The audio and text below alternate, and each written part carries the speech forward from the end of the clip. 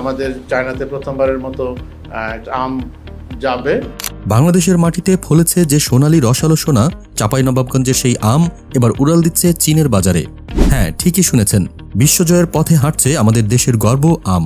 এই প্রথম লক্ষ্যমাত্রা ধরা হয়েছে 1,20,000 মেট্রিক টন আম রপ্তানির। এই ইতিহাস গড়া উদ্যোগের পেছনে মাঠে নেমেছেন রপ্তানি উন্নয়ন ব্যুরোর ভাইস চেয়ারম্যান মোহাম্মদ আনোয়ার হোসেন।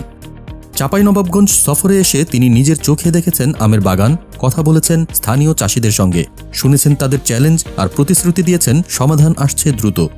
তিনি জানালেন, শুধু উৎপাদনই নয়, রপ্তানির জন্য প্রস্তুত এসব আম। চীন হবে নতুন বাজার, আর এই বাজার খুললেই রপ্তানি হবে বৈদেশিক মুদ্রার নতুন দরজা। এবার চাঁপাইনবাবগঞ্জে গড়ে উঠবে ম্যাঙ্গো বোর্ড, তৈরি হবে কৃষি ইপিজেড, আসবে হট ওয়াটার ট্রিটমেন্ট প্ল্যান্ট এবং চাষিরা পাবে কম দামে সোলার প্যানেল, যা রীতিমতো বদলে দেবে চাষাবাদের দৃশ্যপট।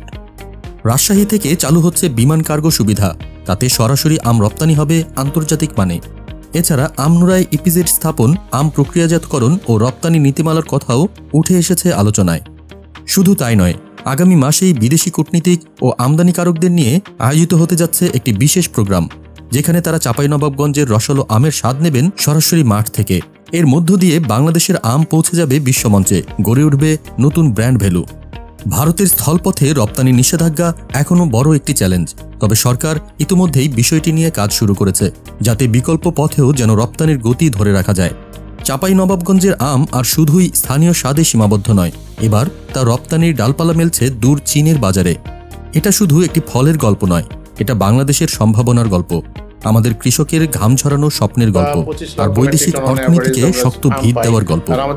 প্রশ্ন একটাই, এই সোনালী সম্ভাবনা কি বদলে দিতে পারবে বাংলাদেশকে আম রপ্তানির পরাশক্তিতে?